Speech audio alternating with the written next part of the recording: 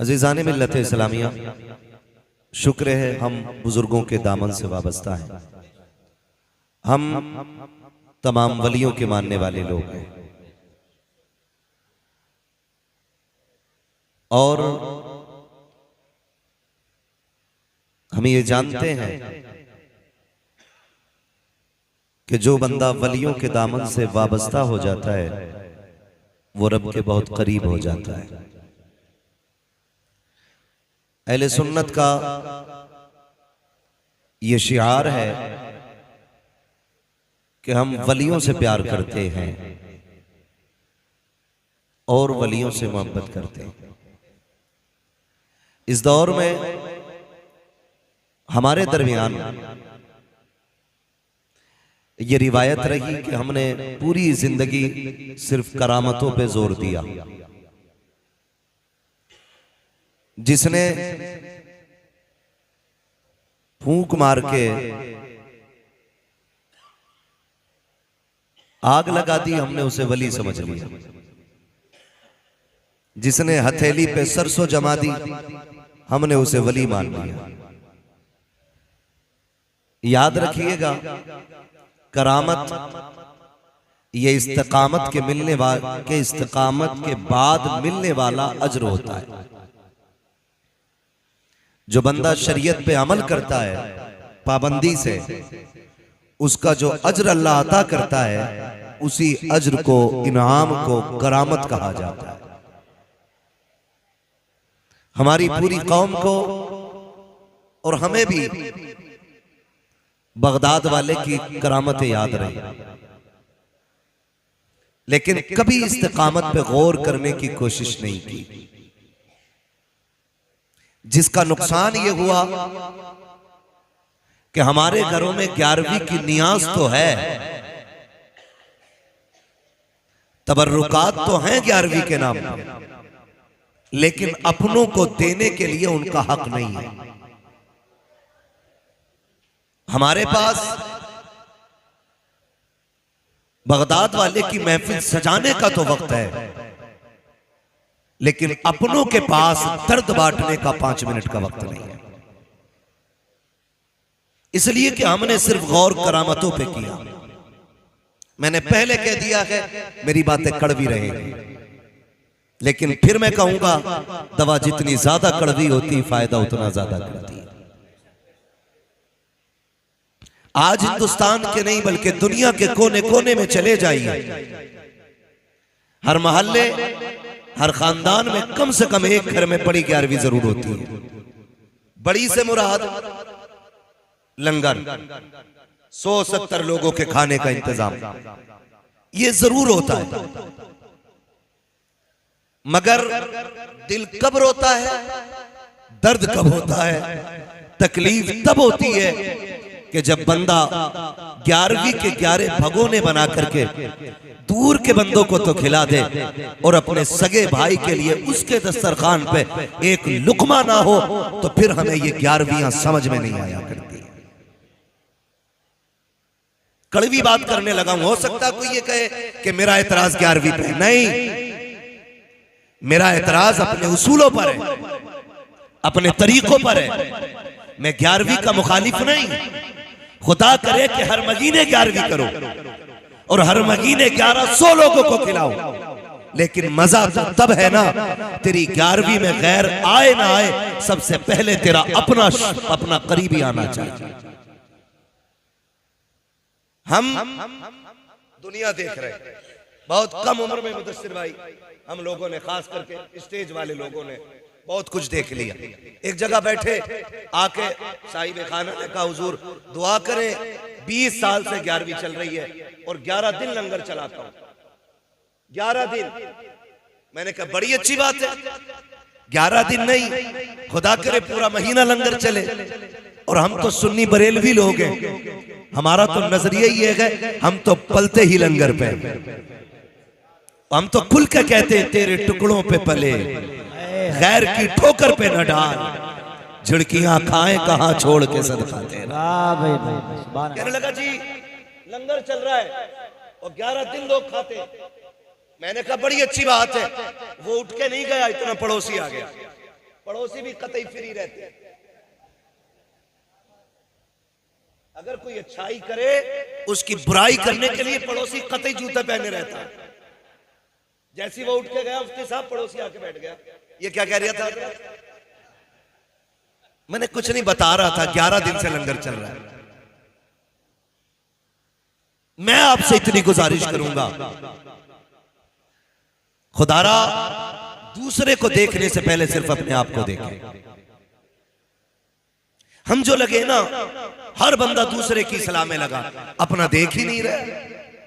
कह रहा इमाम साहब ऐसा लग रहा है मुझसे छोटी बड़ी हो गई, और अपनी दाढ़ी जब से पैदा हुआ वो संभाला, आज तक बाल ही नहीं देखे अपने चेहरे पे। ये कंडीशन है हमारी। ओ भाई, मेरा हिसाब इनको नहीं देना है, तुम्हारा हिसाब मुझे नहीं देना है, इन उलमा का हिसाब तुम्हें नहीं देना है। तुम अपनी कब्र में लेटोगे, हम अपनी कब्र में लेटेंगे। फिक्र ये मत कर मौलवी का क्या बनेगा, फिक्र ये कर मेरा क्या बनेगा। कब्र में जाकर के हिसाब देना है। अपनी अपनी तैयारियां सारे करें। पड़ोसी बड़ी जल्दी कूद के आ जाते हैं, आग बुझाने नहीं, आग लगाने। वो शायद गजल का शेर है, लेकिन बात सच्ची कही थी जिसने भी कही थी। कहा था लकड़ी के मकानों में चिरागों को न रखिए, अब आग बुझाने को पड़ोसी नहीं आते। ये बात बड़ी सच्ची किसी ने कही थी, बहुत अच्छी बात कही। ये हालात है हमारे, और इसका नुकसान जानते हो? फर्ज करें ये लगती हुई आग और सुलगती हुई चिंगारी है। रिश्ते वाले आते हैं ना, रिश्ते वाले किसी की लड़की देखने, होता ना ऐसे रिश्ते यहाँ भी, या फैक्स के जरिए हो जाता है।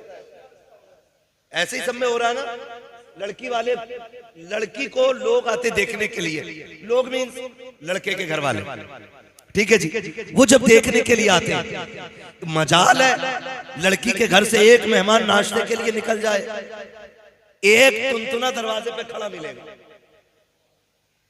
कहेगा कैसे आए थे? कुछ नहीं, लड़की देखने आए। बोले इधर आओ। क्या क्या बताया तुमने? क्या क्या बताया? का सारी तारीफ की। क्या मैं बस वो फिर कहता क्या हुआ कि भाई बस छोड़ो यार, कहते तो बुरे हो जाएंगे, तुम्हारी मर्जी है। इतना शोशा काफी होता रिश्ते बिगाड़ने के लिए। पी पड़ गई है इनसे। बोले अब तुम्हारी मर्जी यार, हम कुछ नहीं कह रहे। सब कुछ कह दिया और फिर कह रहा कुछ नहीं कह रहे। खुदारा गैरत आनी चाहिए। अगर तुम्हें यह दिख रहा है किसी की बेटी का घर आबाद होने वाला है, किसी के हाथ पीले होने वाले हैं, उसके घर में आग ना लगाओ। जमाना आज हालात इतने बिगड़ते जा रहे हैं, दुश्मन बन गई है दुनिया हमारी। कोई कौम ऐसी नहीं है जो हमें सीने से लगाने के लिए तैयार हो। हर कौम की कोशिश ये है कि ये कलमा पढ़ने वाले मिट क्यों नहीं जाते हैं, इनका निशान क्यों नहीं मिट जाता है, इनके नाम लेने वाले क्यों नहीं मिट जाते हैं।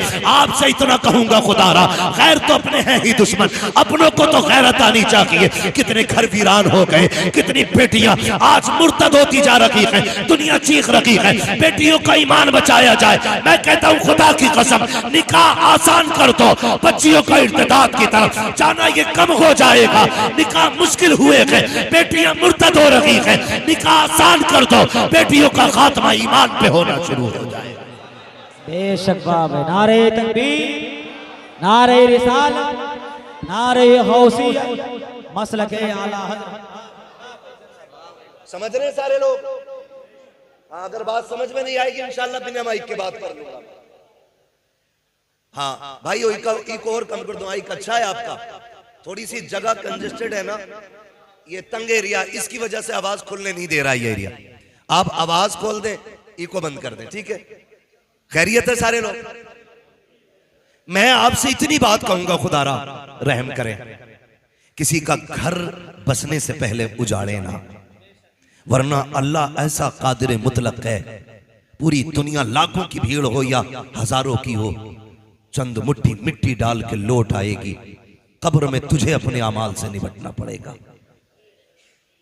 तुझे निपटना पड़ेगा। थोड़ी देर की ठंडक लगती है ना, मैंने फलां का रिश्ता तोड़वा दिया, थोड़ी देर खुश हो जाता। अम्मा हाँ लगाइए तिनके में आग। अम्मा कह रही सही किया अल्लाह, जब तक घर की लल्ली की ना हो जा सबकी आग लगाओ। मगर याद रखिएगा ये दुनिया जैसी करनी जैसी करोगे वैसी भरोगे। आप दूसरे की बेटी की जिंदगी में आग लगाओ, सुख से तेरी बेटी भी नहीं रहनी, सुख से तेरी बेटी भी नहीं रहनी। भाई बस रहने दे, जो बच्चा जहां बैठा बैठने दे, थोड़ी देर ही तो बात करनी है। खैरियत है, डिस्टर्ब ना करें। अगर मामला टूट जाता है ना तो फिर बात करने में मजा नहीं आता। जरा कह दें या रसूल अल्लाह, जैसी करनी वैसी भरनी है। तो किसी को दुख दे के आप सुख ना उठाएं, किसी को सुख दे के दुख उठा ले, अल्लाह बदले में सारे सुख कब्र में अता फरमा देगा। हम हजरत यही होता ना, आगे कहते हैं मुफ्ती साहब, मेरा अब्बा जब से मरा ना 3 बार जन्नत में देख लिया, इससे नीचे तो मरने के बाद देख ही नहीं रहा। कि कोई नेकी याद है अब्बा की? कहा का क्या कि कुत्तों को पानी पिलाते थे। अच्छी बात है जानवरों को खिलाना पिलाना, लेकिन वो अमल क्यों भूल गए जो सगे भाई के मुंह से हाथ डाल करके निवाला छीन लिया था। मरने के बाद तो सारे ही कहते हैं कि मेरे अब्बा को कोई जन्नती कह जाए। बड़े से बड़ा अल्लामा भी जन्नती होने का सर्टिफिकेट नहीं देगा। जन्नत में कौन जाएगा ये रब जानता है, रब जानता है। किसी के कहने से राजी ना हो, अपने अमल से राजी होने की कोशिश करें। तो रिश्ता करने के लिए लोग आते, आग लगा दी जाती है। अभी कुछ दिन पहले की बात है, गलत नहीं है ये। डरो अल्लाह से। आज इनके आगे बेटी है, कल मेरे आगे भी आनी है, परसों आपके आगे भी आनी है। क्यों ना सबकी बेटी को अपनी बेटी की तरह देखो? क्यों नहीं देखते हो? बात बात में आग लगा देते। कितने घर उजड़ गए, कितने बापों ने आत्महत्या कर ली। किसी ने सोचा? अमीर एसी में सो रहा है, मतलब ही नहीं है। गरीब मर गया ट्रेन के आगे कूद के, कह रहा हमारा क्या, हिसाब वो देगा। नहीं बेटे, हिसाब तुझे भी देना पड़ेगा। वो मरा है, गलत की आत्महत्या की, उसने खुदकशी की, गलत है, लेकिन हिसाब तुझे भी देना है। आप कहेंगे मुझे कैसे? मैंने कहा बता वो क्यों मरा, फिर तहकीक कीजिएगा। अल्लाह ने 4 बेटियां दी थी, चारों बच्चियां जवान हो गई, पूरी जिंदगी रक्षा चलाते गुजर गई, ठेला धकेलते गुजर गई, बेटियों के हाथ पीले न कर सका। जब बेटियों ने जवानी की दहलीज पे कदम रखा, उस बाप की भी तमन्ना थी मेरी बेटी सुर्ख जोड़ा पहन के घर से निकले। लेकिन जब दमाद तलाश करने निकला तो दमाद नहीं, दौलत के कुत्ते नजर आए। जब दमाद ढूंढने निकला तो भिखारी नजर आए। किसी ने 5 लाख की डिमांड की, किसी ने 10 लाख मांगे थे, किसी ने गाड़ी मांगी थी, किसी ने मकान मांगा था। कमजोर बाप था, कहां से कुत्ते खरीद के लाता, खाली हाथ वापस लौट आया। 4 बेटियों का चेहरा देखता रहा। जमाने ने, मुआशरे ने इतने ताने बाप को दिए। कोई कहता था 4 हाथी पाल लिए हैं, हाथ पीले न कर सका, खाने पे लगा हुआ है, बेटी को रुखसत करने तैयार नहीं है। मैं कहता हूं खुदारा जरा होश के ना घूम तो लो। ये जो बाप गुर्बत से मर रहा है, ये जो बच्चियों के बाल सफेद हो रहे हैं, ये उम्र की वजह से नहीं, लोगों के तानों की वजह से हो रहे हैं। अगर ये चाहते हो तुम्हारी वजह से किसी को सुख मिल जाए, अल्लाह ने दौलत दी है तो डिमांड न कर, मांग न कर। तू अमीर है, गरीब के घर जा, उसकी बेटी को अपने घर की दुल्हन बना। खुदा की कसम, काबे वाला भी राजी हो जाएगा, मदीने वाला भी राजी। वाह भाई वाह, नारे तकबीर, नारे रिसालत, नारे गौसियत, मसलके आला हजरत। सुभान अल्लाह। है फुर्सत ही नहीं है। 11वीं खाते खाते दांत टूट गए, लेकिन 11वीं वाले को समझ ही नहीं पाए, समझ ही नहीं पाए। जिंदगी देखे अपनी, हालात देखे हम अपने। खुदारा तो अगर कभी ऐसा हो ना तो किसी का घर बर्बाद ना करना, अल्लाह तौफीक दे तो घर आबाद करना। अगर आपकी या मेरी वजह से किसी का घर आबाद हो गया ना, तो भले तेरी कब्र पे कोई आए या ना आए, अल्लाह अपनी रहमत से तेरी कब्र को खुद ही जन्नत बना डालेगा। वरना अगर मिट्टी में आने की बात की जाए मुफ्ती साहब, तो मिट्टी में भी लोग पर्दे उतारने आ रहे हैं।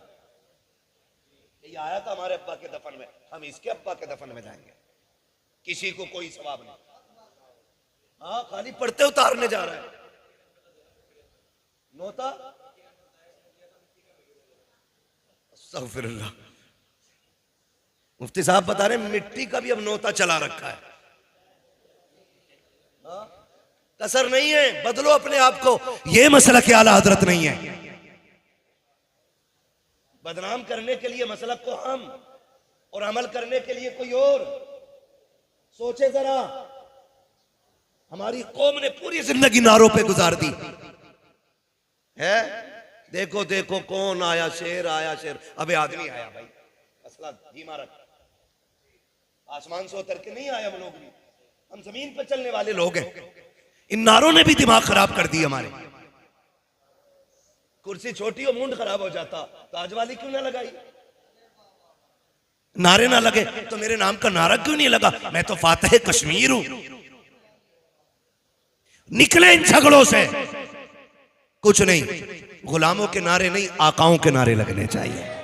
बेशक आला हजरत ने क्या कहा था? जान दे दो वादे दीदार पर, नकद अपना दाम हो ही जाएगा। बेनिशानों के निशा मिटते नहीं, मिटते मिटते नाम हो ही जाएगा। ऐ रजा हर काम का एक वक्त है, दिल को भी आराम हो ही जाएगा।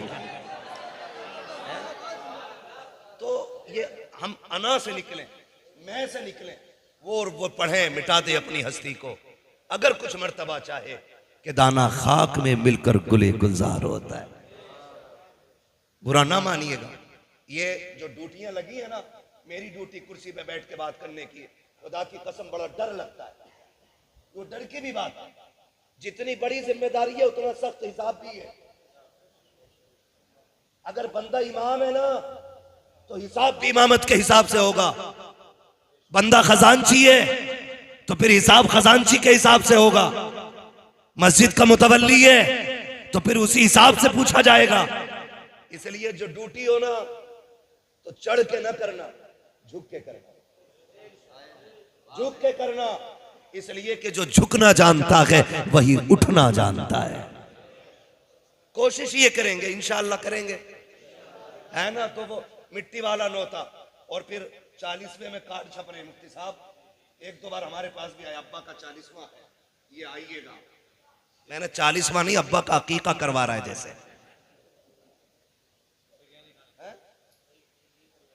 बिरयानी खाने, जहां का जो स्पेशल खाना है लोग वही खाने के लिए चल देते। माफ कीजिएगा, ये जो दावत मोहल्ले मोहल्लों बट रही है ना, आला हजरत ने इसको मना किया। ये मसला क्या आला हजरत? मैयतों की रोटी खाना आला हजरत का मसलक नहीं। इसकी वजह से आला हजरत को बदनाम किया जा रहा है।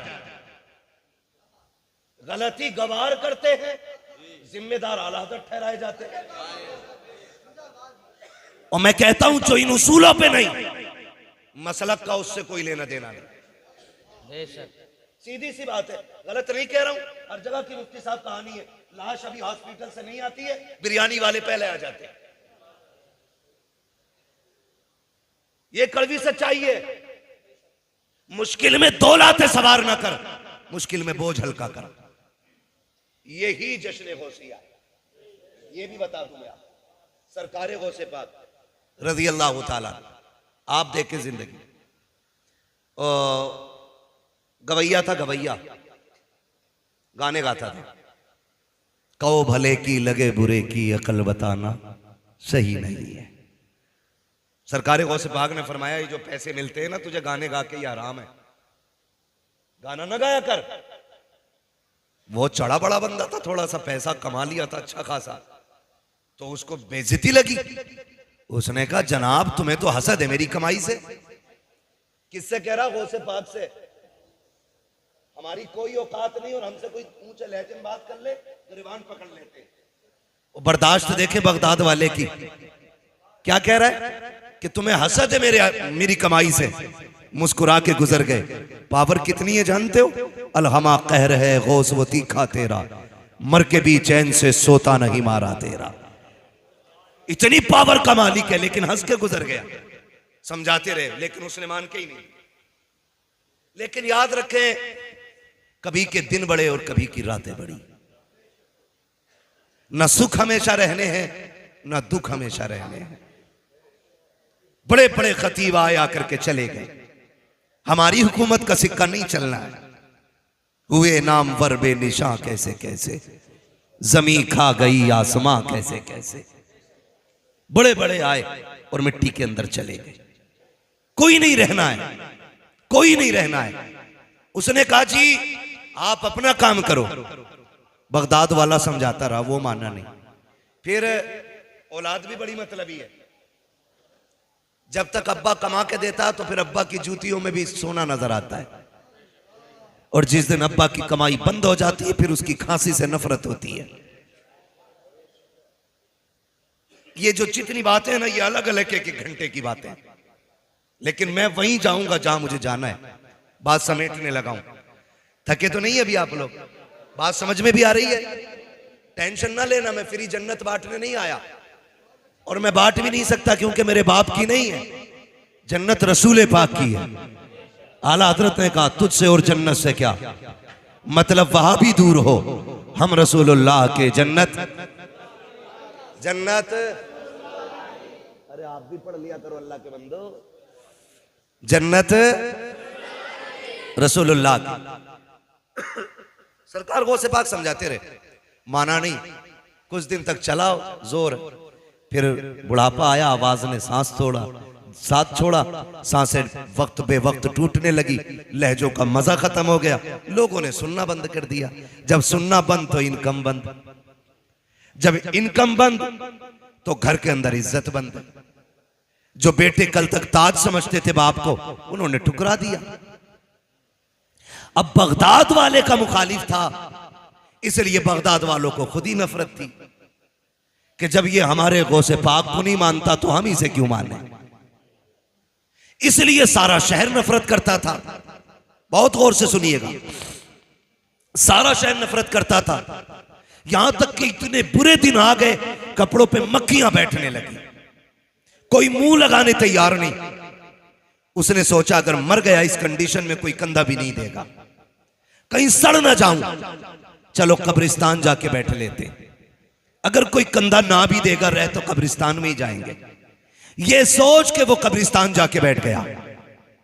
ठीक है जी, कब्रिस्तान जाके बैठ गया। बदन पे मक्खियां, कपड़े मैले, दीवाने बीमारों की तरह एक जगह कोने में बैठा हुआ है। इत्तेफाक से उस रास्ते से गुजर सरकारे गौसे पाक का हो जाता है।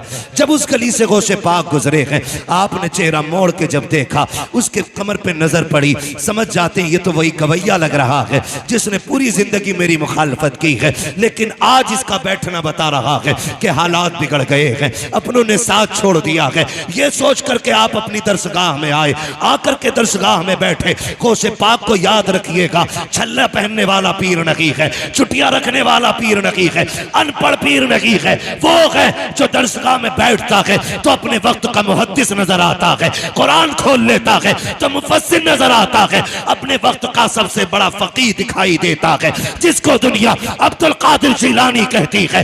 बड़ा पीर की नहीं, बड़ा आलिम भी है। दरसगाह में बैठे शागिर्द को बुलाया, उठा करके सोने के सिक्कों की थैली दी, कहा जाओ कब्रिस्तान चले जाओ। एक दीवाना बैठा है, जाके उसकी गोद में थैली रख देना। जब वो लेकर के चला है, आप फरमाते ठहर तो सही, अगर वो तुझसे ये पूछे किसने दी है तो नाम मत बता देना, इसलिए कि वो मुझे मानता नहीं है। हो सकता है मेरा नाम सुन करके मेरा दिया हुआ तोहफा लौटा दे। अल्लाह अकबर पूछना चाहता हूँ, उस वक्त का पैसा सोने का होता था, आज का पैसा कागज का होता है। ये देते हुए वीडियो बनती है, वो देते हुए नाम छुपाया जा रहा है। का नाम ना बता देना, कहीं शर्मिंदा ना हो जाए। जा अगर पूछे किसने दिया है तो नाम ना बताना। शागिर्द आया, गोद में सोने के सिक्कों की थैली रखी, रखने के बाद जाने लगा। फकीर ने हाथ थाम लिया, कहा यार बता तो सही। पूरे शहर ने चेहरा फेर लिया है, कौन है जिसने मुझे सीने से लगाने की कोशिश की है, कौन है जिसको मेरे हाल पे तरस आया है। उसने कहा जनाब मुझे देने का हुक्म था, बताने की इजाजत नहीं थी। ये कह के जब चला, उसने भी थैली उठाई है, कमर के पीछे लगाई है, पीछे पीछे चला, कहीं तो जाएगा ये। वो आने वाला आया, गौसे पाक के मदरसे के दरवाजे पे ठहर गया। जब वो ठहरे देखा, वो भी जाके अंदर दरवाजे पे खड़ा हो जाता है। बगदाद वाले ने उसको देखा, उसकी आंख में आंसू थे। आप दरसगाह छोड़ देते हैं, उठ के उसके पास जा रहे हैं, जिसने पूरी जिंदगी मुखालफत की थी, पूरी जिंदगी गालियां दी थी। कंधे पे हाथ रखा, यार क्या बात है, क्या इससे गुजारा नहीं हो पाएगा? चीख निकल गई। उसने कहा बात गुजारे की नहीं है, ख्याल आ रहा है। मैं समझ गया था कि इस पूरे शहर के अंदर कोई और नहीं हो सकता, ये मुस्तफा का शहजादा ही हो सकता है, जिसने दुश्मन पे भी करम किया है। कहा ये सोच करके यहां तक आ गया हूं।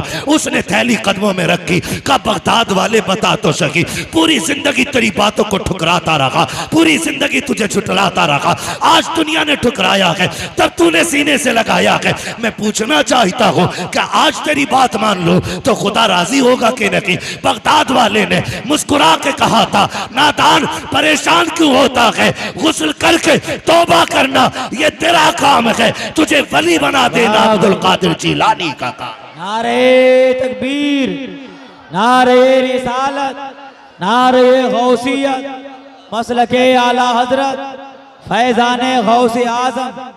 सुभान अल्लाह। तवज्जो है, बरेली से आवाज आती आता है फकीरों पे उन्हें प्यार कुछ ऐसा, खुद भीख दे और खुद कहे मंगते का भला हो। मंगता तो है मंगता, कोई शाहों में दिखा दो जिसको मेरे सरकार से टुकड़ा ना मिला हो, जिसको मेरे सरकार से टुकड़ा ना मिला हो। जानते हो एक बात कही जाती है, लोग कहते थे पहले जीना मुश्किल है और अब हकीकत ये कि अब मरना मुश्किल हो गया। हजरत मरना मुश्किल हो गया है। कफन की महंगाई, तीजे के चनों की महंगाई, हाँ तीजे के चनों की महंगाई। जानते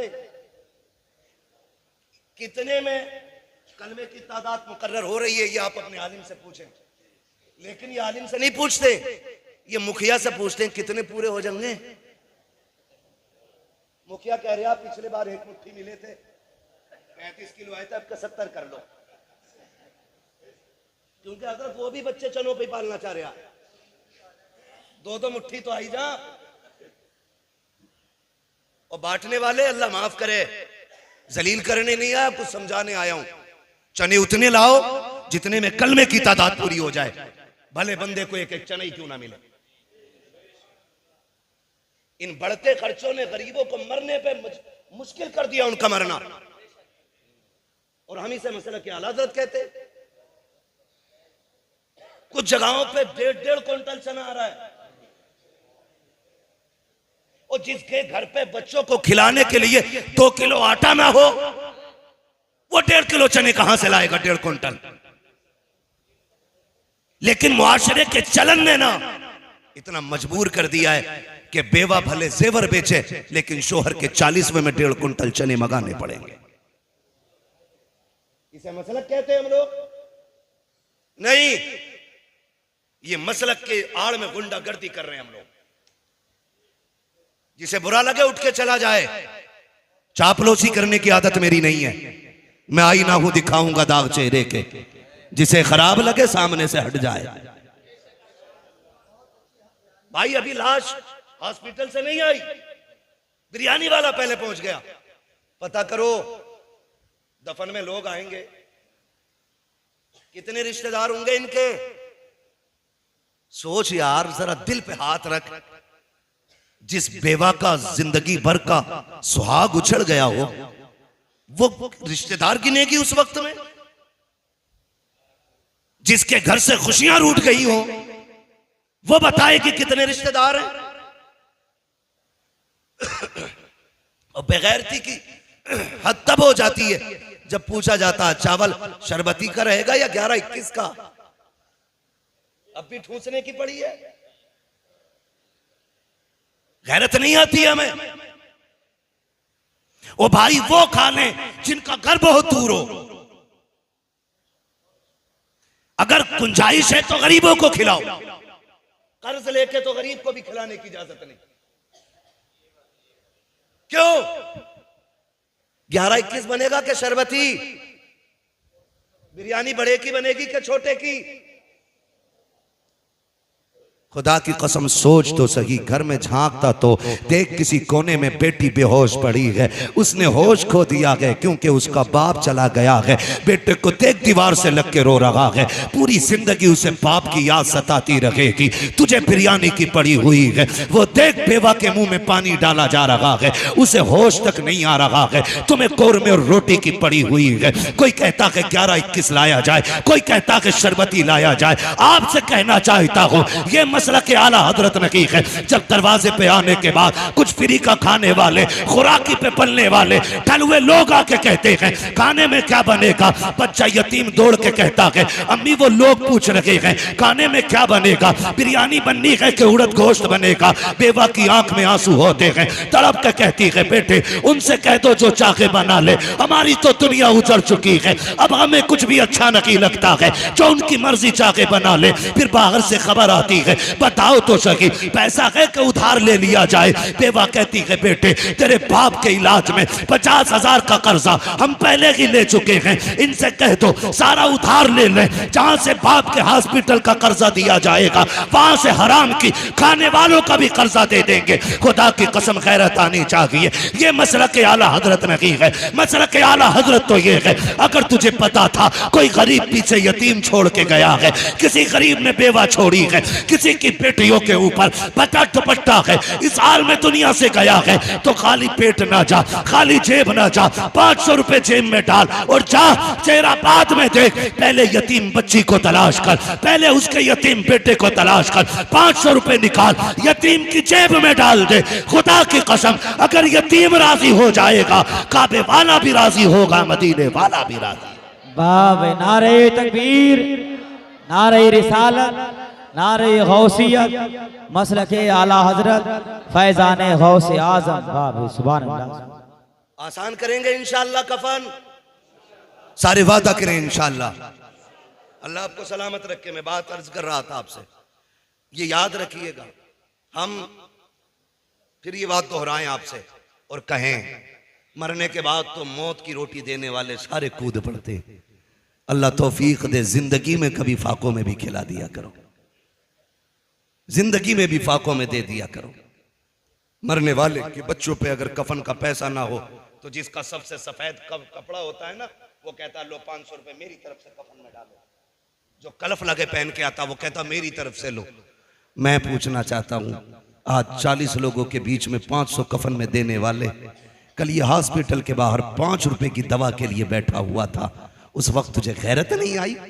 अगर अपने ही नहीं दे सकता तो कम से कम ज़कात का निकाल के उस गरीब का हक दे दिया होता, उस गरीब का हक दे दिया होता, ताकि वो एड़ियां रगड़ के ना मरता, उसे शिकवा अपनी गुर्बत का ना होता। लेकिन हम तो इतने गए गुजरे लोग हैं, खुदा की कसम हम जिंदों को खिलाने तैयार नहीं और मुर्दों की कब्र पे चढ़ाने के लिए तैयार रहते। बदलें अपने रवैये, ये बगदाद वाले का उसूल नहीं है। आप 11वीं करें, अल्लाह तौफीक दे तो हर महीने करें, बड़ी बरकत की बात है 11वीं शरीफ करना। लेकिन मजा तब है प्रधान मुखिया विधायक मंत्री बाद में आए, तेरे दस्तरखान पे तेरा बाप पहले आना चाहिए, तेरा भाई पहले आना चाहिए। तो उसने क्या कहा, याद है ना वो कोने से जो निकल के आया था कि क्या कह रहा था, ये बल्कि ये कह रहा था 11 दिन से लंगर चल रहा है। हाँ 11 दिन से लंगर चल रहा है।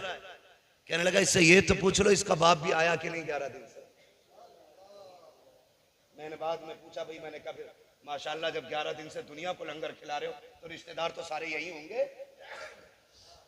उसने कहा रिश्तेदार क्या बस सारे ही बुरे लोग हैं, सब लोग बुरे।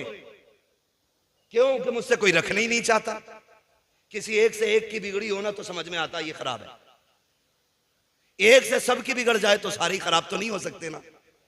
वो एक खराब होगा जिससे सारे बिगाड़े बैठे, वो सबको ही बुरा कह रहा है। तो क्या फायदा ऐसी 11वीं का जिस भगोने की आड़ में तू बाप को, भाई को, खानदान को, परिवार को, सबको बुरा कह जाए। अपनों को बुरा कहना ये 11वीं वाले का नाम लेने वाले को शोभा नहीं देता है। 11वीं वाले का मतलब तो यही है ना, अपनी तो बहुत बड़ी बात है, तुम्हारे सामने गैर भी जलील और रुसवा नहीं होना चाहिए। गैर भी जलील और रुसवा नहीं होना चाहिए। यही मसला के आला हज़रत है। आज 11वीं शरीफ की महफिल सजी है। अल्लाह आप सबको सलामत रखे। मुफ्तियान कराम जिम्मेदार उलमा तशरीफ फरमाए। मैं सुनते भी हूँ, बार बार पढ़ते भी हैं, हर किताब में मिलता है। वो से पाक जाने लगे, अम्मी ने कहा बेटे वादा कर कभी झूठ नहीं बोलना। सुना है क्या नहीं? बोले सुना है ना सबने? क्योंकि बगदाद वाले की वो जात है जो हमने चूल्हे पे बैठ के सुनी। अम्मी सबसे पहले अगर किसी की बात सुनाती है बच्चे को तो वो बगदाद वाले की होती है, क्योंकि 12वीं साल में एक बार आती है, 11वीं हर महीने आया करती है। ठीक है, तो ये वाकया सभी ने सुना है। माँ ने क्या कहा? बेटे झूठ नहीं बोलना। कौन कह रही है? वो जिसने कभी अपनी जबान से कभी जुमला गलत बोला ही नहीं। वो कह रही है जिसने कभी जिंदगी में गैर महरम को देखा ही नहीं। वो कह रही है जिन्होंने अपनी जबान से खिलाफ शरा कोई जुमला नहीं बोला। वो कह रही है जिसने शरीयत की हदें पार नहीं की। और किससे कह रही है? उससे कह रही जो आलम अरवाह में भी वली है, मां के शिकम में भी वली है, जो पैदा हुआ तब भी वली, जो कमालात मुस्तफा और जमाले मुस्तफा का मजहर है। कमाल यह है कि मेरे नबी तशरीफ लाए, आते ही सजदा किया। गौसे पाक तशरीफ लाए, आते ही रोजा रखा। उन्होंने आते ही सजदा किया, इन्होंने आते ही रोजा रखा। ये कमाल का मजहर है। लेकिन मां क्या कह रही है? बेटे झूठ ना बोलना। जो मादरजाद वली हो वो झूठ बोलेगा, जो आलम अरवाह में वली रहा हो वो झूठ बोलेगा। लेकिन मां तू बताना, तूने क्यों कहा? कहती बात यह है कि मैं बेटे को जानती हूं, मेरा बेटा झूठ नहीं बोलेगा, लेकिन बेटे को आने वाले हादसे में जरूरत पड़ने वाले मामले की पेशीन गोई कर रही थी। यानी कि अम्मी देख रही थी कि मेरा बेटा जाएगा, डाकू लूटेंगे, इनसे सवाल होगा पैसे किधर है। मैं बता देती हूं, जब पूछा जाए तो झूठ ना बोलना, सच बता देना क्या है और कहां है। क्यों? मां है, जानती हैं कि जब ये बताएंगे ना तो खुदा की कसम सिर्फ इनका ही किरदार बुलंद नहीं होगा, अल्लाह इनके सदक़े में उन डाकुओं को भी अपना वली बना डालेगा। मैं रुक के एक बात कहूं, बगदाद वाले की अम्मी कहती है झूठ ना बोलना। हम अपने बच्चे को 10 रुपए दें, 5 की भिंडी, 3 का धनिया, 2 का नींबू लेके आ, वो 10 का सामान ले जाता, 10 रुपए फिर वापस। अम्मी ये रहा सामान और ये रहे तुम्हारे 10 रुपए। अम्मी कहती कैसे? तो कहती अम्मी मैं बस यूं नजर बची निकल आया। अम्मा कहती है मेरा पप्पू कितना होशियार निकला। हाँ, प्यार में बचपन में यही बोला जा, गुड्डू कितना अच्छा है। कहती सुनो तरीफन, ये जो मेरा लाल है होशियार हो गया, उम्र 6 साल की है, काम 50 साल वाला कराया। का 10 रुपए लेके गया था, सौदा भी ले आया, पैसे भी ले आया। तो वो भी कहती बड़ा होशियार है तुम्हारा मुन्ना। ये मुन्ना नहीं, अब आगे चल के डाकू बनेगा। यही गलती हम करते हैं। बगदाद वाले की मां अपने वली बेटे को तालीम देती है, झूठ मत बोलना। यहां चुगलखोर अम्मा बदचलन बेटे को समझाने तैयार नहीं। शर्म आनी चाहिए, रवैये ये होने चाहिए। हमारा बेटा पहले दिन 1 रुपया किसी का फालतू लाया था, अम्मा कान पकड़ के कहती बेटे हम हुजूर के उम्मती हैं, हमारे नबी ने 1 दाना हराम का हम पे हराम किया है, हम फाका रहेंगे लेकिन हराम का किसी का 1 दाना नहीं खाएंगे। जब आप बच्चे को बचपन में ये तालीम देते ना, तो खुदा की कसम बेटा आपका होता, कौम के लिए वही सलाहुद्दीन अय्यूबी बन जाता, वही मोहम्मद बिन कासिम बन जाता, वही कौम का सरमाया बन जाता, वो डाकू ना बनता। जब 25 साल की उम्र में पकड़ा जाता है ना जेब काटता हुआ, कहते मौलाना पहली बार गया था और पहली बार फंस गया, दुआ कर दो निकल गया। तो मुझे हजरत उमर याद आते हैं। चोर पकड़ा गया हजरत उमर के दौरे खिलाफत में, फरमाया हाथ काटो इसके। उसने कहा उमर माफ कर दें, पहली बार चोरी की है। फरमाया अब झूठ की सजा कोड़े भी लगाओ। उसने कहा हुजूर झूठ क्या बोला? कहा तू ये कह रहा है पहली बार चोरी की है। तो फरमाने लगे हाँ यही तो झूठ है। कहा कैसे? कहने लगे नादान, रब इतना करीम है, बंदा पहली बार गुनाह करे तो वो बंदे को कभी खुलने ही नहीं देता है। तू जो ये कह रहा पहली बार चोरी की है, तू ये झूठ बोल रहा है कि रब ने तुझे माफ ना किया हो। अम्मा कह रही है, अब्बा कह रहा, पहली बार फंसा घर का लल्ला, मान ही नहीं सकते। पहली बार में तो रब बचा देता है, रब बचा देता है। इसलिए कि रब अपने बंदे पे 70 माँ बाप से ज्यादा मेहरबान, और एक माँ कितनी मेहरबान होती है। इंसान तो छोड़ो, कुछ दिन पहले सोशल मीडिया पे एक वीडियो हिरन का देखा था कि जिसमें एक मगरमच्छ या भेड़िया जो भी था पानी में पीछा कर रहा था हिरन के बच्चे का। जब बच्चा मगरमच्छ से थोड़े से फासले पर रह गया ना, तो हिरन दौड़ के आके बच्चे और मगरमच्छ के बीच में खड़ा हो गया। गोया उसने अपने आप को मगरमच्छ का शिकार बना दिया, इसलिए कि मैं मर जाऊं मेरा बच्चा बच जाए। बता, अगर जानवर के दिल में बच्चे का इतना प्यार है तो फिर हव्वा की बेटी के दिल में अपने लाल का कितना प्यार रखा होगा। कोई अंदाजा नहीं लगा सकता है, कोई अंदाजा नहीं लगा सकता है। बगदाद वाले को डाकुओं ने रोका, कहा था 40 थे, हाँ दिखाओ। उधेड़ो सिलाई, सिलाई उधेड़ी, खन खन गिरे, आंखें फैल गई। बच्चे इतना बड़ा नुकसान कर लिया, इतना बड़ा नुकसान क्या हुआ? का झूठ बोल देता ना तो ये 40 सिक्के बच जाते। आप कहते हैं झूठ बोल के 40 सिक्के तो बच जाते, लेकिन मां से किया हुआ वादा तो टूट जाता ना। कहते हैं अब्दुल कादिर 40 सिक्के नहीं 40,000 सिक्कों को आग लगा सकता है, लेकिन मां से किए हुए वादे से कभी जबान नहीं फेर सकता है। मैं आपसे रुक के एक बात कहूं, सारे नौजवान बैठे और यकीनन सारे ही मां के जरिए दुनिया में आए, कोई बिना मां के तो नहीं आया ना। हम ऐसे मुंह क्यों देख रहे हैं कि आधे मां के जरिए आए आधे आसमान से गिरे? सारी मां के जरिए आए ना।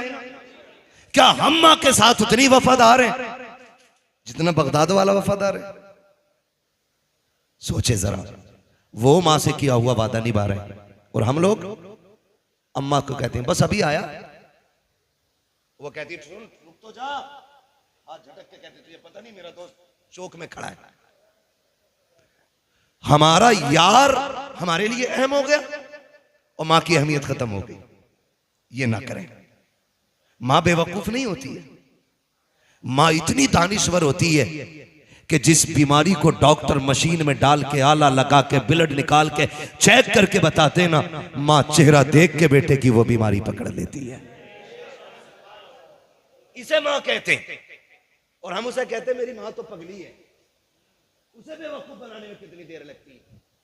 यार कहते यार तू इतनी रात में जा रहा है, गेट खुला होगा, अम्मी डांटेगी नहीं? अरे छोड़ यार, उसे क्या पता, उसे बेवकूफ बनाने में कितनी देर लगती है। नादान, कभी माँ बाप के लिए ये जुमला ना बोलना कि उसे बेवकूफ बनाने में देर नहीं लगती है। खुदा की कसम वो तुझसे नहीं, तेरे जैसे 70 लालों से ज्यादा दिमाग रखती है, तुझसे ज्यादा शऊर रखती है, तुझसे ज्यादा होश उसके पास है। तुझे क्या लगता है अगर तेरी गलती पे नजर डाल के वो नजर फेर लेती है तो मतलब ये नहीं है वो जानती नहीं है। नहीं, खुदा की कसम वो अपने सामने भी बेटे को रुसवा होना, रुसवा करना, जलील करना नहीं चाहती है। वो ये चाहती है जैसे मेरा लाल आज मेरे सामने खुश रहता है, वैसे ही मेरा लाल हमेशा मेरे सामने मुस्कुराता रहे। बेशक, जिंदाबाद, सुभान अल्लाह, सुभान। हम उसे बेवकूफी का नाम दे देते, ऐसा ना करना।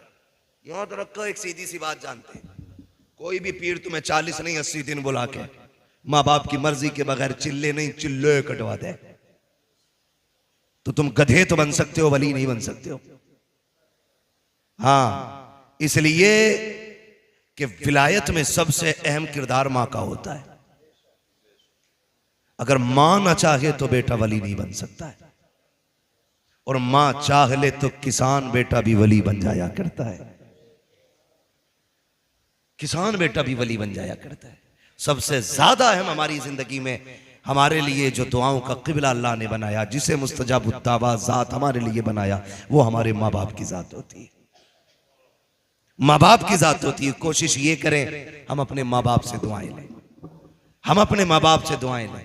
पीर साहब कह रहे हैं ना 40 जुमेरातें अगरबत्ती लगानी है, तो बारिश कितनी भी है ना, सैलाब आया तो नेकर पहन के जा रहे अगरबत्ती लगा, अर्ज खुल गए अगरबत्ती लगेगी। क्यों? हजूर ने कहा खजूर भी कूटा जाएगा और ये खजूर भी कूटा जाएगा, बरकत नहीं हो रही। कह रहा 40 दिन झाड़ू लगा दे, यहाँ बरकत हो जाएगी। अल्लाह तू नहीं है भाई, रज़ाक अल्लाह है, रोजी तेरे कंट्रोल में नहीं है। तू 40 नहीं 40 साल लगवा ले, झाड़ू मिलना कुछ नहीं है।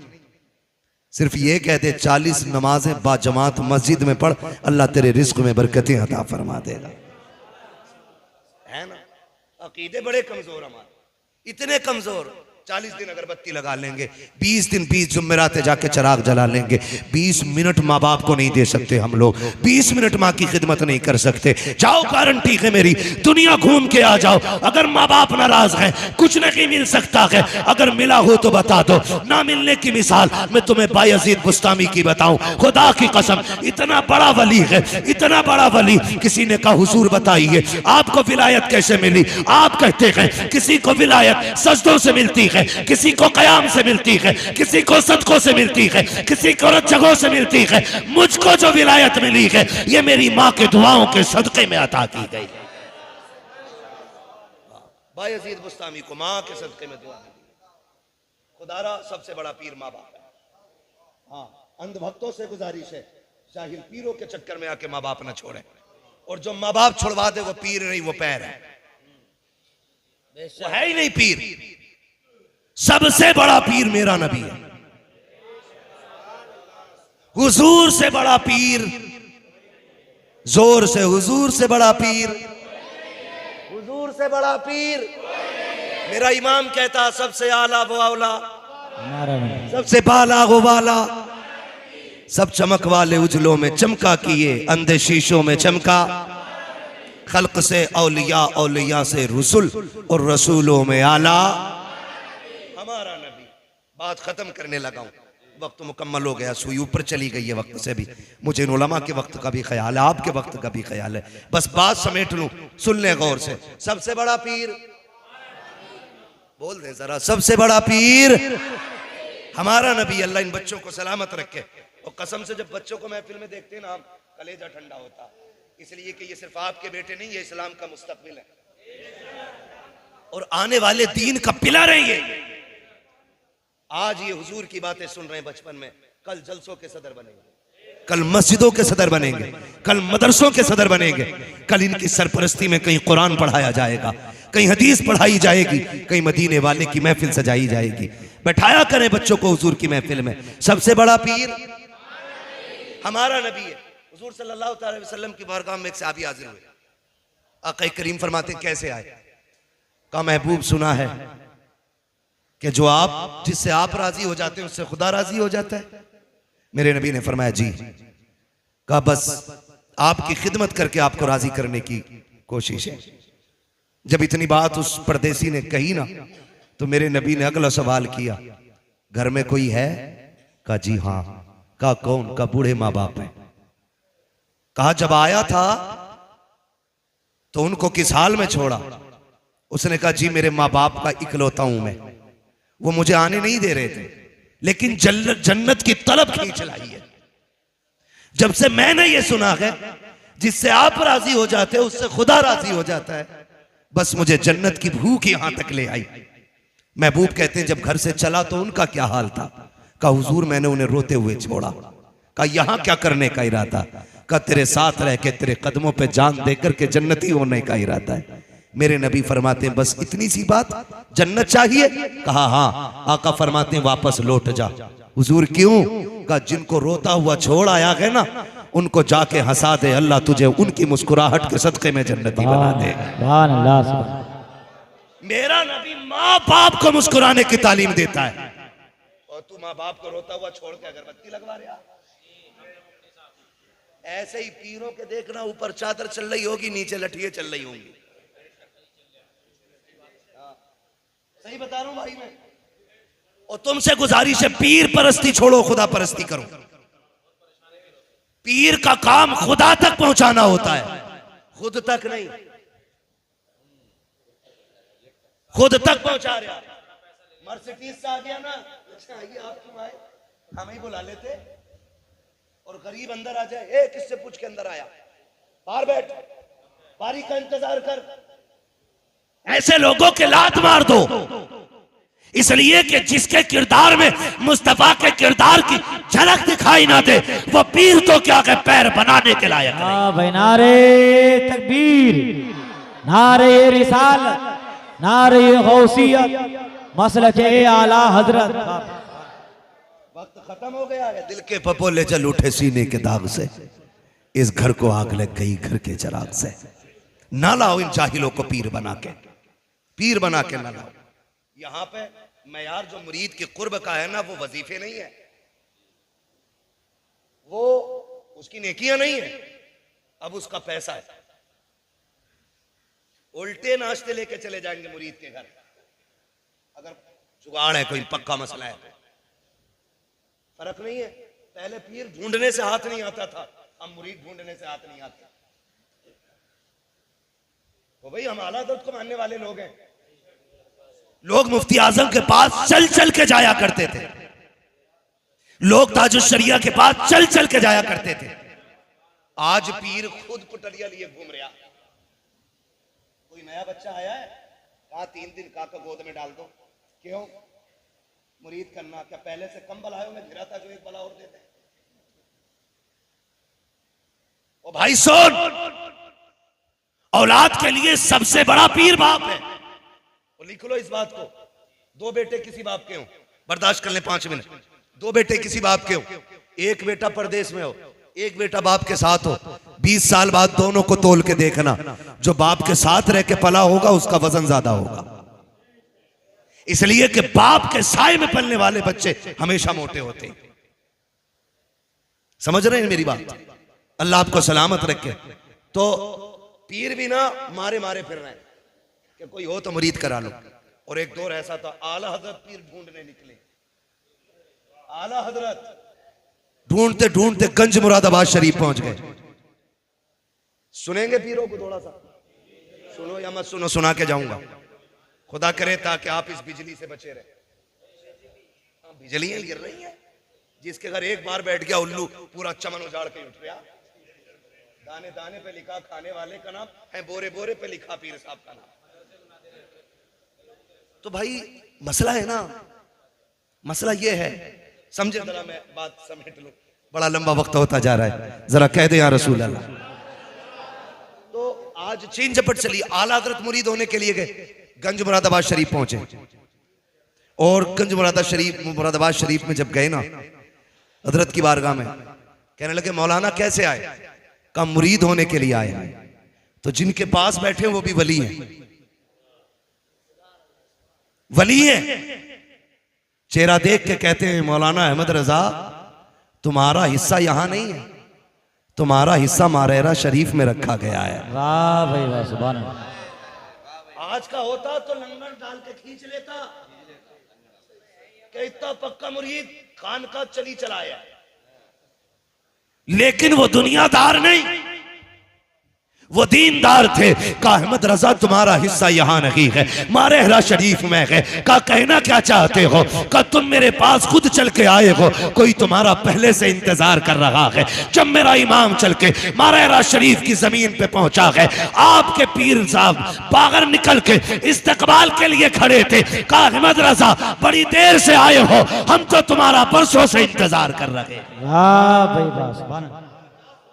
मुरीद भी कोई हल्का नहीं था। रोजे महशर अगर मुझसे पूछे खुदा, बोल आले रसूल तू लाया है क्या? अर्ज कर दूंगा लाया हूं अहमद रजा, या खुदा ये अमान सलामत रहे। पहले ऐसे होते थे, हम पीर घूम रहा, मुरीद है कोई, गर्दन काट लो गर्दन। ये मदरसे वाले, ये दीन चलाने वाले, ये रात के 2 बजे उठ करके रात के 11 बजे तक कुरान पढ़ने पढ़ाने वाले तुम्हारे आगे 10-10 रुपए के लिए हाथ फैलाते। तुम इन्हें ज़कात खोर कहते हो, इन्हें चंदा खोर कहते हो, और बेचारे ये अपनी जिल्लत नहीं समझते। तुम्हारे लिए नहीं, तुम्हारे बच्चों के लिए नहीं, उस दीन के लिए जिसकी जिम्मेदारी हुजूर ने कंधों पे छोड़ी है। तुम्हारे आगे हाथ भी फैलाते हैं, तुम्हारे ताने भी सुनते हैं, इसलिए कि अजर और बदला तुमसे नहीं, कयामत में हमें खुदा से लेना है। तुम्हारी लाख सुनने के बावजूद भी तुम्हारे दरवाजे पे आना नहीं छोड़ते। हमारी कौम, जिस कौम का सबसे बड़ा एहसान है, अगर ये मदरसों में ताले लगा देना, ताले, नमाज जनाजा पढ़ाने वाला नसीब नहीं होगा कोई। मस्जिद तो बड़ी बात है, इमाम को बाप की बपोती समझने वाले, बाप का नौकर समझने वाले औकात में रखें। ये मिंबर पे जो खड़े हैं ना, ये तेरे बाप का मुसल्ला नहीं, ये रसूल पाक का मुसल्ला है। और ये जो खड़ा है सिर्फ इमाम नहीं, मदीने वाले का वारिस है। और याद रखिएगा, आका अपने वारिस को भूला नहीं करते। अगर अच्छा करोगे हुजूर की दुआएं मिलेंगी, बुरा करोगे इनके साथ मुस्तफा की नाराजियां मिलेंगी। बेशक जिंदाबाद। नारे तकबीर, नारे रिसालत, नारे गौस। बस सुन ले, याद रखें, हजरत पहले से नजराने पीरों के होते थे। आप बहुत अच्छी जगह बैठे हैं, अल्लाह सलामत रखे। हाँ, समझ रहे हैं मेरी बात? पहले सिर्फ पीरों के नजराने होते थे, अब तो एक कमरा बना लिया है सिर्फ ज़कात हलाल करने के लिए। नजराना भी पीर का, ज़कात भी पीर की, शुक्राना भी पीर का, फितरा भी पीर का, जो बची थी वो खाल का पैसा भी पीर ले गया।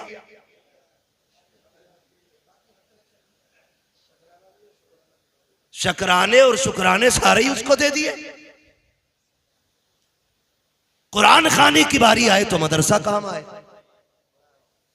कब्र पे अजान की बारी आई तो मदरसा काम आए, बाप को जन्नत दिलानी हो तो मदरसा काम आए। ये भीख मांगे और वो ठलुए तुम्हारे लिए हुए नजराने, शुक्राने, फसलाने, फितराने, ज़कात, हलालाने, हरामाने सारा ले जाकर के मुंबई, कलकत्ता, गुजरात और विदेशों के समंदरों के किनारे मौज कर रखे हैं। उनके लिए सारा कुछ हो गया। जो आधी रात उठ के तुम्हें कुरान पढ़ा रहे, उनके हिस्से की ज़कात भी खत्म। यही हाल रहे ना तो जनाजे रखे रह जाएंगे, कोई पढ़ाने वाला नहीं होगा। पीर है तेरा, घर उठा के दे दे, मैं मना नहीं करता, लेकिन ज़कात मदरसों का हक है, उस मदरसों का हक है। ये मदरसे पे लगाओ। फिर देखो, इन्होंने 10 हाफिज दिए हैं, आप साथ खड़े होंगे तो ये आपको साल में 20 हाफिज देने के लिए तैयार हो जाए। करेंगे इंशाल्लाह ऐसा ही। बातें मेरी कड़वी होती हैं, कई बार पीर साहब बिस्तर में लेटे लेटे कूद जाते हैं, बड़ा कड़वा बोलता है, तो किसी की रिश्वत लेके नहीं खा रखी है, दलाल नहीं है किसी के जो कौम को रुसवा होने देंगे। मैं तो खुल के कहता हूं, हुजूर की नामूस का मसला आया, कितने पीर कूदे बताओ? कुरान की आयतों का मसला आया, कौन से पीर ने मोर्चा लगाया? भाई जो एसी में लेटे गए, सोते हैं उनके साए में, कोई हमें जगाए क्यों? वो तो सो रहे ना। तुमने इन पीरों को इतनी महंगी एसियां दिलवा दी कि ये हुजरे से निकलने ही तैयार नहीं। मतलब नहीं जमीन नाम करा दो, लेकिन जब भी कुरान की अजमत पे पहरे की बात होती है या हुजूर की इज्जत की बात आती है, पीर निकल के नहीं, ये मदरसे वाले आलिम और मस्जिदों वाले इमाम आगे गाया करते हैं। हमारी जिम्मेदारी है हम इस जमात को मजबूत करें। हाँ, क्या तुमने नहीं देखा, सलमान अजहरी खानका का पैदा हुआ नहीं, मदरसे से निकलने वाला शेर है। शाहनवाज अजहरी खानका से पैदा होने वाला शहजादा नहीं, अजहर से फारिग होने वाली जात है। मैं आपसे कहता हूं, अपने मदरसे वालों के साथ खड़े हो जाओ। खुदा की कसम, कुरान की भी हिफाजत होती रहेगी, मुस्तफा के दीन की भी हिफाजत होती रहेगी। करेंगे इंशाल्लाह, करेंगे इंशाल्लाह। पीर साहब को खाली नजराना जाना है बस, और नजराना दे दो भाई, वरना कतई मर जाएगा। वो शेर याद आ रहा है, वो शेर आला हजरत का, अब तो न छेड़ है गनी, आदतें सग बिगड़ गई, मेरे करीम पहले ही लुकमा तर खिलाए क्यों? कुछ तो देना पड़ेगा ना दें। और अगर पीर वाकई लायक है तो हमारी पगड़ी उसके कदमों में। अगर पीर मुस्तफा की अजमत का पहरेदार है तो हमारी खाल उसके कदमों में, अगर पीर के सीने में उम्मत का दर्द है तो हमारी पलकें उसकी राहों में, फिर हम उसकी पहरे के लिए उसके शाना बशाना चलेंगे। लेकिन नक्कालों से होशियार रहिएगा। वो कहते हैं न ढोंगियों से सावधान, हर जगह लिखा होता, चोरों से आज जाहिल भी हैं आलिम का लिबादा ओढ़े, ऐसे मुल्लाओं से ईमान बचाए रखना, है ना। खजांची और मुतवल्लियों को मुजावर अच्छे लगे, क्योंकि जैसा खजांची है वैसे ही मुजावर है। ना दुआए कुनूती से याद है ना उससे याद है, मसले हमारे। हाँ, उससे वो पूछा यार इंटरव्यू में, भाई इंटरव्यू में पूछ रहा है, कह रहा है किसकी उम्मत हो, तो मुजावर कह रहा है मुझे 8 दिन हुए इधर आए हुए।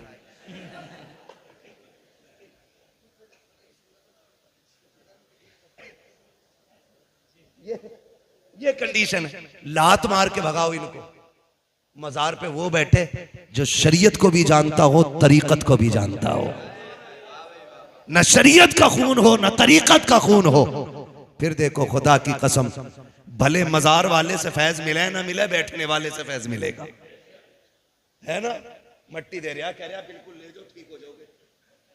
ये भाई क्लीन शेव हम पे गुजरती है ये। बुला लिया, मैंने कहा जरा बुलाओ तो सज्जादा कौन है। 25 साल का लड़का क्लीन शेव आया, कुर्ता पजामे में, हरी पगड़ी बांधा हुए। हरी पगड़ी सारी पाप मिटा देती है। मुझे बताओ ना, आया हरी पगड़ी बांध के कि जी मैं हूं। मैंने हाथ खोल, इंसान का बंदा बन, सीधा होकर बैठ, ऐसे बैठा। हाँ बताओ। मैंने तू मुजावर है? कहा जी। क्या करता? कहा कुछ नहीं, बस मैं हाथ रख देता हूं शिफा हो जाती। मैंने कहा बदशिकले, तुझे चेहरे पे दाढ़ी रखने की तौफीक तो आई नहीं, तू मजार पे बैठ के ठेकेदार बन गया बीमारियों का। मुझसे ऐसे कह रहा सूंघो खुशबू आ रही होगी। मैंने वो थप्पड़ मारूंगा कि 7 पुश्तों तक दर्द होगा। तेरी खुशबू तो कल को चली जाएगी, मेरा दर्द 7 पुश्तों तक रहेगा। मुझे उल्लू बना रहा है। हम जानते हैं अगर बंदा हर फर्ज हर वाजिब पे अमल करता हो और सिर्फ खड़े होके नहीं, नंगे सर पानी पी ले और फिर सरसों का दाना जमा दे हाथ पे, वो जादूगर तो हो सकता है, वली नहीं हो सकता है। खाली नंगे सर पानी पीने वाला वली नहीं हो सकता। हफ्ते हफ्ते मुंडा के चिकना होके बैठने वाला मुजावर वली हो गया। मैंने उससे कहा क्या? बोले क्या? बोले देखो मैं जिसे ऐसे कर देता हूँ शिफा हो जाती है। मैंने कहा करिए, मुझे मेरे भी दर्द है, कई दिन से खबा खींच लिया था एक जलसे में लड़कों ने, अब नहीं रखता। भाई ये मशीन अपने पास रखो, उल्लू ना बनाओ। आपसे इतनी गुजारिश है, अल्लाह और उसके रसूल से प्यार करें। विलायत और वलियों से जुड़ने का मतलब है हमारा ताल्लुक हुजूर से गहरा हो जाए, अल्लाह से ताल्लुक गहरा हो जाए। बगदाद वाले की महफिल है, आपके तो साथी भी बचपन के खेलते थे ना, तो आपका खेल भी अजीब था। आप कहते थे ला इलाहा, बच्चे कहते थे इल्लल्लाह। ला इलाहा, ला इलाहा, ला इलाहा। ये बगदाद वाले के बचपन का खेल था। ये पीर हो गया, इसका खेल देखो। कह रही आंखें बंद करो, पथरी निकालू। हाँ रुक जाओ 1 मिनट बहनों, यो असल में बहनोई साहब है हमारे, ये भी मुदस्सिर साहब, मौलाना फरमूद साहब, इसलिए मुझे घड़ी दिखा रहे हैं। मेरे 4 साल की मुद्दत में पहली बार किसी ने मुझे आज घड़ी दिखाई है। अल्लाह सलामत रखे। बस मैं चाहता ये हूं कि हम सच्चे पक्के गौस वाले बन जाएं, हम धोखे वालों के चक्कर में ना आए, दीन वालों के साथ हो जाएं। कल भी हमारे साथ दीन वाले खड़े थे, आज भी दीन वाले हैं, कल भी इंशाअल्लाह दीन वाले रहेंगे। आप उलमा के साथ रहिए, अइम्मा के साथ रहिए, इनकी मर्जी से पीर का इंतखाब कीजिए, इसलिए कि जो ये जानते हैं वो आप नहीं जानते। हमें बुखार आता, हम डॉक्टर के पास इसलिए जाते हैं कि पूछ लें दवा कौन सी सही रहेगी। जब ईमान का मसला हो तो मौलवी के पास जाओ, पीर कौन सा सही रहेगा। करेंगे इंशाअल्लाह। फरमाया गया या अय्युहल्लज़ीना आमनुत्तकुल्लाह वकूनू मअस्सादिकीन, ऐ ईमान वालो अल्लाह से डरो और सच्चों के साथ हो जाओ। कोशिश ये कीजिए हक का हकदार का हक उसे अदा करें और अल्लाह के गजब से डरते रहें। बुजुर्गों की महफिलें सजाते रह गए, जो हुए अगलात उनको माफ़ फरमाए रब्बे कायनात।